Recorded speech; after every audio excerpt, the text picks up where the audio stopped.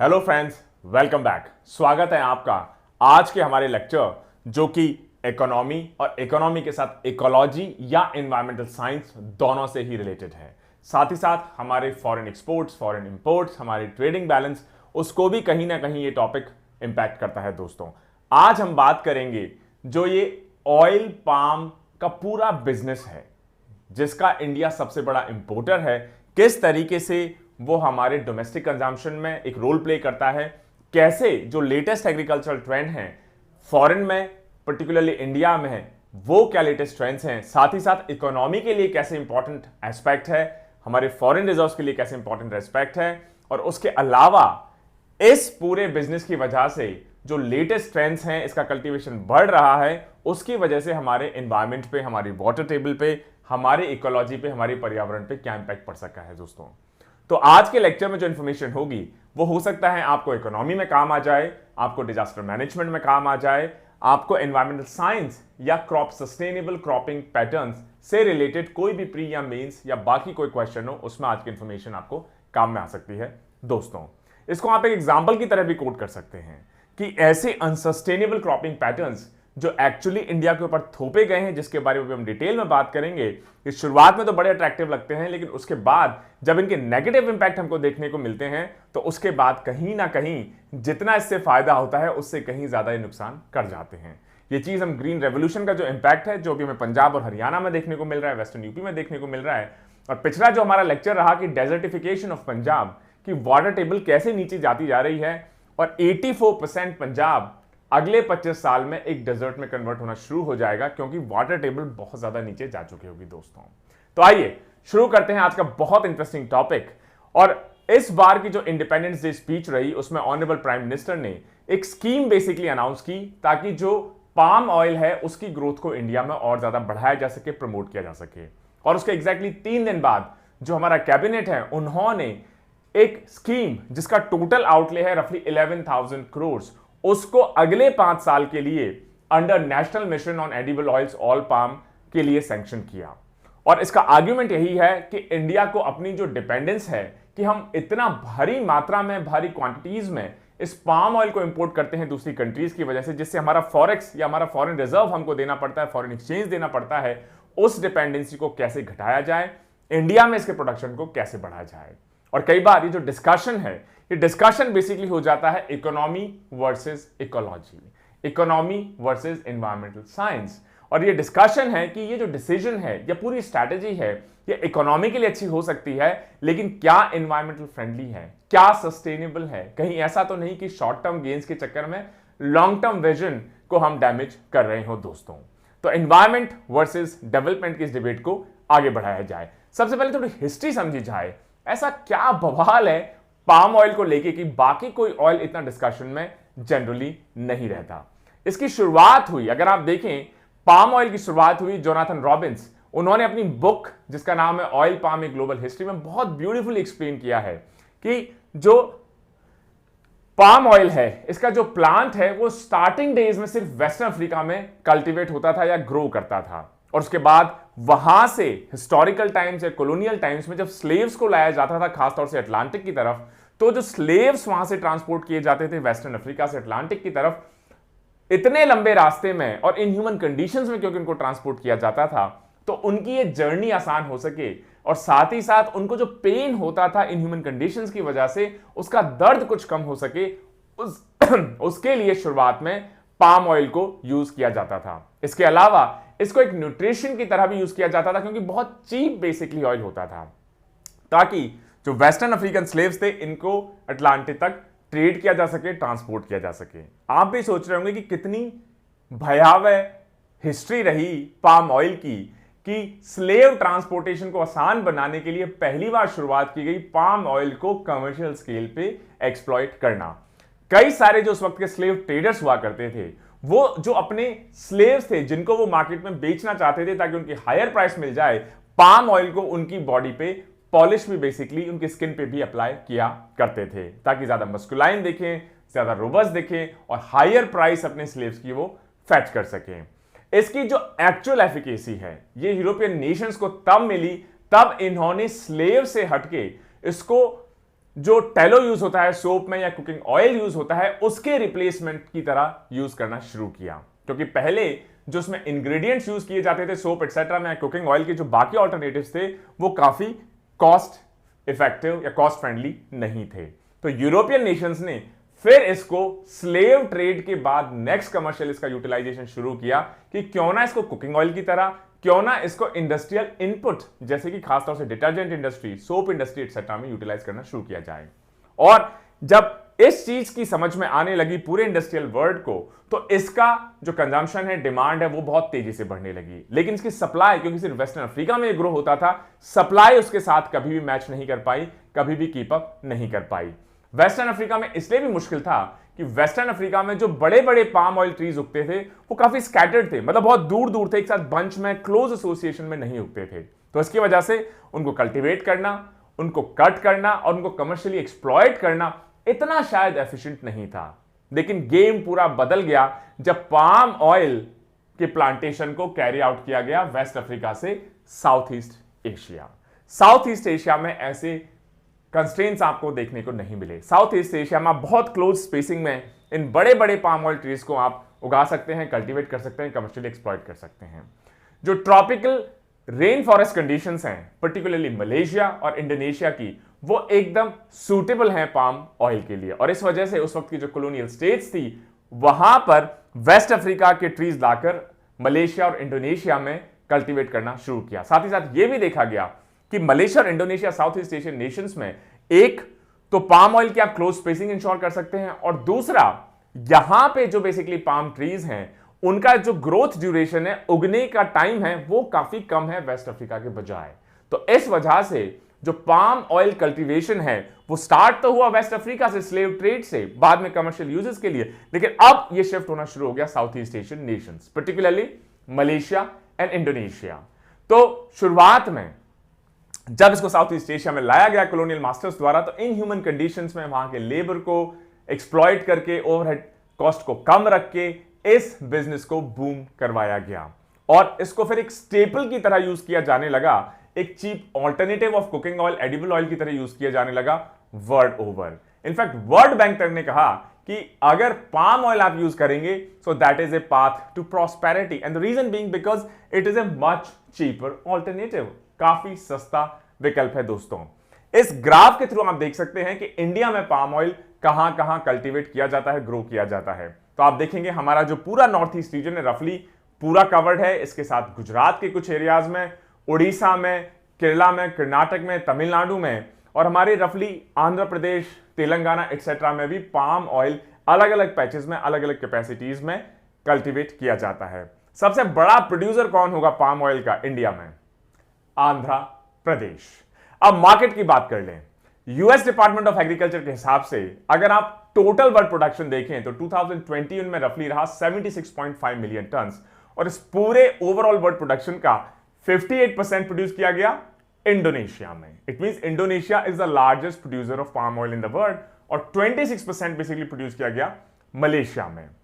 इन दोनों कंट्रीज के अलावा और कोई ऐसा कंट्री नहीं जो अकेला 5% से भी ज्यादा पाम ऑयल सप्लाई करता हो ग्लोबल डिमांड में। पाम ऑयल चीप है, वर्सेटाइल है, बहुत सारी चीजों में इसको यूज कर सकते हैं, जैसे कि लिपस्टिक से लेके आइसक्रीम तक पाम ऑयल इसमें यूज होता है।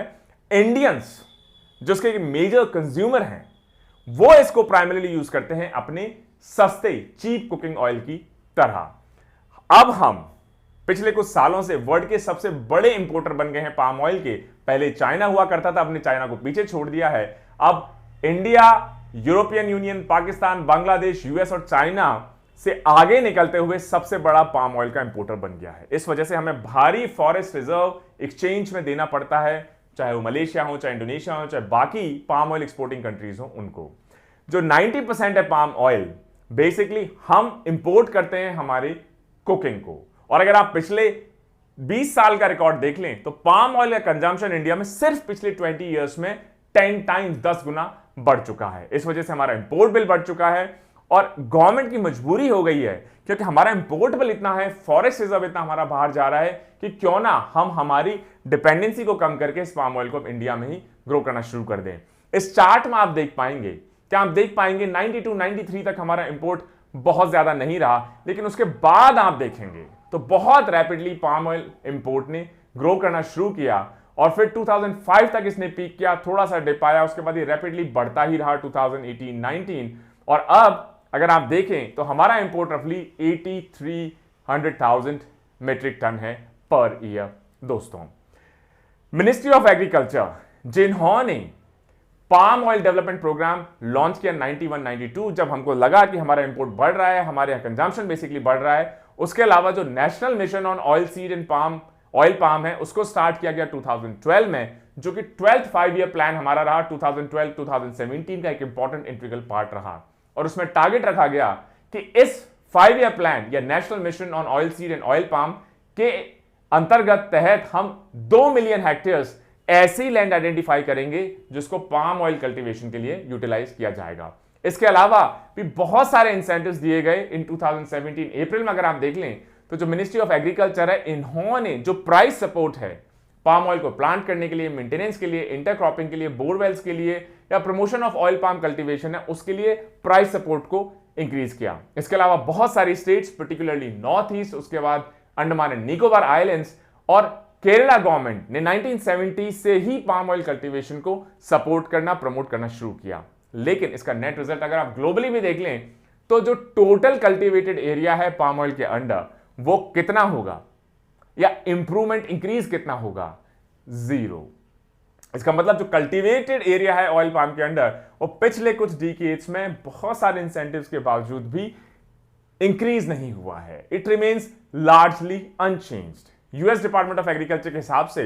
2012-13 में टोटल एरिया था रफली 80,000 हेक्टेयर्स और 2021-22 का भी प्रोजेक्शन है कि वो रफली 80,000 हेक्टेयर्स के आसपास ही मेंटेन रहेगा। अच्छा, इंडिया की कौन सी रैंकिंग होगी ऑयल पाम प्रोडक्शन में? 17th रैंक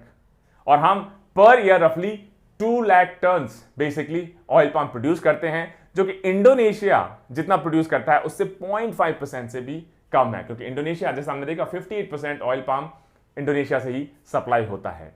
यह बात हो गई इकोनॉमी की। अब थोड़ी सी बात कर ली जाए इकोलॉजी की कि ये जो सब्सिडीज दी जा रही हैं, जो स्कीम चलाई जा रही हैं, प्रमोट किया जा रहा है पाम ऑयल कल्टीवेशन को, ये इकोनॉमी वाइज तो शायद सेंसिबल हो, लेकिन इकोलॉजी वाइज, एनवायरमेंटल वाइज किस तरह का इसमें इंपैक्ट देखने को मिला है। और कई लोगों का कहना है क्योंकि सबसे बड़ा प्रोड्यूसर हमारा आंध्र प्रदेश है, वहां के फार्मर्स हैं, तो क्यों ना आंध्रा के फार्मर से इसको पूछा जाए, क्योंकि रफली इंडिया का जो 90% प्रोडक्शन है वो आंध्र प्रदेश में ही होता है। लेटेस्ट ट्रेंड्स देखेंगे तो आप सरप्राइज होंगे कि शुरुआत में जब नई नई स्कीम्स दिखी, इसकी डिमांड बहुत दिखी, तो बहुत सारे फार्मर्स ने ऑयल पाम कल्टीवेशन को अपने यहां करना शुरू किया, लेकिन टाइम के साथ उनको समझ में आया कि शायद ये सस्टेनेबल नहीं है और अब वो ऑयल पाम कल्टीवेशन से वापस शिफ्ट होने लग गए हैं अपने ट्रेडिशनल सस्टेनेबल कोकोनट कल्टीवेशन में। इसका प्राइमरी रीजन ये समझा जाता है कि जो लार्ज प्लांट्स हैं पाम के, उनके लिए वाटर बहुत चाहिए। आप इंडोनेशिया और मलेशिया की बात देख लें तो वहां पे एनुअल रेनफॉल रफली 2500 मिलीमीटर पर ईयर होता है, वहीं पे इंडिया में उसका आधे से भी कम, ओनली 1000 मिलीमीटर होता है। इसका मतलब हमारे पास उतनी रेनफॉल नहीं है जो कि बड़े पाम ऑयल ट्रीज को सस्टेन कर सके। तो जो डेफिसिट है, जैसा पंजाब में हुआ, ग्रीन रेवोल्यूशन, या हरियाणा में हो रहा है, या राजस्थान में हुआ, या वेस्ट यूपी में आप देख लें, तो जो डेफिसिट है पानी का, कहां से सप्लाई होगा? ग्राउंड वाटर से। इसका मतलब हमारे वाटर रिसोर्सेज पे ज्यादा बड़ा स्ट्रेन, हमारी वाटर टेबल जो ऑलरेडी तेजी से डिप्लीट हो रही है, इस पाम ऑयल कल्टीवेशन की वजह से और ज्यादा नेगेटिव इंपैक्ट बियरिंग दिखाई देती हैं। दोस्तों, इस वजह से गवर्नमेंट कोशिश कर रही है कि हमारा इंपोर्ट बिल कम हो, लेकिन फार्मर्स शायद अभी भी इतने एंथुजियास्टिक नहीं दिखाई दे रहे हैं, क्योंकि इंडिया की अगर आप कंडीशन देख लें तो इंडिया की 50% से ज्यादा जो एग्रीकल्चर है वो रेन फेड एग्रीकल्चर है, मतलब वहां पे इरिगेशन के कोई सोर्सेज नहीं है। और इरिगेशन को प्रमोट करने की हालांकि गवर्नमेंट की कोशिश रही है, लेकिन अभी भी 50% का मार्क भी हम क्लियर नहीं कर पा रहे हैं। एक और इंटरेस्टिंग फैक्ट कि जो ज्यादातर लीडिंग प्लेयर्स हैं पाम ऑयल प्रोडक्शन इंडिया में, वो छोटे ग्रोवर्स नहीं हैं, वो ज्यादातर कॉर्पोरेट प्लेयर्स हैं, जैसे कि पतंजलि ओन्ड रुचि सोया, 3F oil palm agrotech, Godrej Agrovet etcetera. अब थोड़ी सी बात हो जाए गवर्नमेंट की तरफ से जो दी जाती है सपोर्ट प्राइस। एक तो ये बात है कि गवर्नमेंट सब्सिडीज देती है, सपोर्ट प्राइस इंश्योर करती है, ताकि जो फ्लक्चुएशंस है, अनसर्टिनिटी है मार्केट की, उससे बफर किया जा सके, शील्ड किया जा सके हमारे कल्टीवेटर्स को, हमारे ग्रोअर्स को, हमारे फार्मर्स को। लेकिन एक क्वेश्चन ये भी उठता है कि चूंकि इस पर्टिकुलर क्रॉप में, ऑयल पाम प्रोडक्शन में, जो बड़े प्लेयर्स हैं वो ज्यादातर कॉर्पोरेट हाउसेस हैं, स्मॉल प्लेयर्स बहुत ही कम हैं। तो आप कितनी भी सब्सिडी दें, आप कितना भी सपोर्ट प्राइस दें, वो छोटे फार्मर्स को बेनिफिट करने के बजाय बड़े कॉर्पोरेट्स को जाएगा। और कॉर्पोरेट्स को आप सब्सिडाइज क्यों करें? उन्होंने अपनी मर्जी से कंपैरेटिव मार्केट में इन्वेस्ट करना का डिसीजन लिया है, तो गवर्नमेंट उनके उस डिसीजन को और ज्यादा प्रॉफिटेबल, वायबल बनाने के लिए सब्सिडी क्यों दें? तो एक बड़ा डिबेटेबल क्वेश्चन है इस पूरे ऑयल पाम बिजनेस में। और इसका एक और बड़ा कारण है कि आप इसको सब्सिडी देंगे, उसका फायदा होगा बड़े कॉर्पोरेट्स को, लेकिन ज्यादा वो ऑयल पाम उगाएंगे, उसकी वजह से हमारा वाटर टेबल और नीचे चला जाएगा। इसका नुकसान होगा कॉमन मैन को, छोटे फार्मर्स को, आम जनता को। तो कहीं ऐसा तो नहीं कि इंपोर्ट बिल करने की डायरेक्शन में जो एक अच्छा कदम है गवर्नमेंट का, उसके नेगेटिव जो इंपैक्ट्स हो सकते हैं एनवायरनमेंट के ऊपर या सस्टेनेबिलिटी के ऊपर या स्मॉल फार्मर्स के ऊपर, उसको कहीं ना कहीं शायद उतना वेटेज ना दिया जा रहा हो। So it's a good debate, it's a food for thought, it's a healthy discussion I guess, which must be taken into account. फिर दूसरी बात कि हम इतना सारा पाम ऑयल इंपोर्ट ही क्यों करते हैं? अगर इस इंपोर्ट मतलब हमारा जो अभी कंजम्पशन पैटर्न है, अगर हम पाम ऑयल की बजाय जो दूसरे एडिबल ऑयल्स हैं, चाहे ग्राउंड नट हो, चाहे सरसों हो, मतलब मस्टर्ड हो, या और बेसिकली कोकोनट ऑयल हो, इनको प्रमोट करें जो हमारे यहां ऑलरेडी होम ग्रोन तरीके से बेसिकली हम उगा सकते हैं, ग्रो कर सकते हैं, तो शायद ऑयल पाम का कंजम्पशन कम हो जाएगा, हमारे जो होम ग्रोन एडिबल ऑयल्स हैं उनका कंजम्पशन बढ़ेगा, हमें इतना इंपोर्ट ही नहीं करना पड़ेगा। तो एम राजशेखर, उन्होंने अपनी एक बुक लिखी है बहुत शानदार, डिस्पाइट द स्टेट। उसमें ऑयल पाम के मोमेंट को उन्होंने बड़ा ब्यूटीफुली ट्रैक किया है। उन्होंने कहा कि ऑयल पाम का जो कंजम्पशन इंडिया में रहा है वो बड़ा है, फिर ड्रॉप हुआ है, फिर बढ़ा है, फिर ड्रॉप हुआ है। 2002 की बात देख लें तो इसका कंजम्पशन ऐसा लगता है रफली 40% के आसपास था, और ये 2005-6 में घट के रफली 25% के आसपास हो गया। 2009 में फिर 40% के आसपास चला गया, और 2014 में रफली 50% के मार्क को क्रॉस कर गया। वहीं अगर आप बात देख लें ग्राउंड नट ऑयल कंजम्पशन की, तो 2001 में रफली 15% कंजम्पशन था, वही अब 2014-15 में सिर्फ 1% कंजम्पशन भी नहीं रह गया है। और यही कारण है कि हमारे होम ग्रोन एडिबल ऑयल्स शायद उतना मार्केट में नहीं हम सप्लाई कर पा रहे हैं, उनके प्राइस को कंपेटिटिव नहीं बना पा रहे हैं। तो बहुत लोगों का यह भी कहना है कि अगर हमें सब्सिडी ही देनी है तो हमारे यहाँ जो सस्टेनेबल क्रॉप्स हैं, चाहे ग्राउंड नट हो, कोकोनट हो, मस्टर्ड हो, जो हमारे यहाँ उगती हैं, हमारी रेनफॉल के हिसाब से ज्यादा सूटेबल है, हमारे वाटर टेबल पे मिनिमल इंपैक्ट डालती हैं, उनको क्यों ना सब्सिडी दी जाए। Solvent extractors association of India, SEA, जो कि इंडियन ऑयल प्रोड्यूसर्स हैं उनको बेसिकली रिप्रेजेंट करती हैं, उनका भी यही कहना है कि इंपोर्ट्स आप तब कम कर पाएंगे जब आप इसके ऑल्टरनेटिव्स को प्रमोट करेंगे इंडिया में। और इस वजह से पॉलिसीज ऐसी बनाई जानी चाहिए जो बाकी टाइप के ऑयल सीड्स हैं उनको हम उस सपोर्ट को पहुंचा सकें। तो ऐसा ना हो कि ये जो कॉस्ट ऑफ चीपनेस है, क्योंकि ये सस्ता है तो हर कंट्री चाहता है इंडिया में इसको, क्योंकि सस्ते एडिबल ऑयल के रूप में यूज किया जा रहा है, इसके बहुत सारे नेगेटिव इंपैक्ट इंडिया में भी देखने में आ रहे हैं। इनफैक्ट अगर आप साउथ ईस्ट एशिया की बात कर लें, इंडोनेशिया, मलेशिया बेल्ट की बात कर लें, तो ऑयल पाम के प्रोडक्शन को बढ़ाने के लिए वहां पे लार्ज ट्रैक्ट्स ऑफ फॉरेस्ट को हटाया गया है, क्लियर किया गया है। साथ ही साथ वहां पे जो लेबर कंडीशंस है, जो लोग काम करते हैं, इन ह्यूमन लेबर कंडीशंस को माना जाता है। इनफैक्ट कई लोगों का कहना है कि ऐसी कंडीशन में वहां लेबर्स को काम करना पड़ता है जो शायद कॉलोनियल डेज में हमको दिखाई देते हों, लेकिन वहां बारिश अच्छी है तो शायद वो कुछ साल, कुछ डिकेड्स और सर्वाइव कर पाए। अल्टीमेटली ये पूरा सिस्टम है ऑयल पाम कल्टीवेशन का, ये शॉर्ट टर्म इकोनॉमिक हो सकता है, लेकिन लॉन्ग टर्म ना ही ये इकोलॉजी फ्रेंडली है, ना ही ये इकोनॉमिकली फ्रेंडली है। तो अभी टाइम आ गया है कि इंडिया को एक रीअसेस करना होगा अपनी पूरी स्ट्रैटेजी को, कि हम इन स्कीम्स के थ्रू ऑयल पाम एरिया को अगर बढ़ाएंगे, कल्टीवेशन को बढ़ाएंगे, वाटर टेबल कम होगा, सब्सिडी देंगे, बड़े कॉर्पोरेट्स को जाएगा, उसके बजाय ऑल्टरनेटिव्स को प्रमोट किया जाए, दूसरे ऑयल सीड्स को प्रमोट किया जाए, ऐसी क्रॉपिंग पैटर्न्स को प्रमोट किया जाए जिससे हमारे छोटे फार्मर्स को फायदा हो, साथ ही साथ हमारा जो इकोलॉजी एनवायरमेंट हो उसमें सस्टेन कर सके, कोई नेगेटिव इंपैक्ट ना हो, या नेगेटिव इंपैक्ट हो तो सबसे कम हो। दोस्तों, मुझे उम्मीद है दोस्तों आपको हमारा lecture on oil palm business, oil palm cultivation not only in India but across the globe पसंद आया होगा। Stay tuned for a next set of videos. Until then, Jai Hind, जय भारत।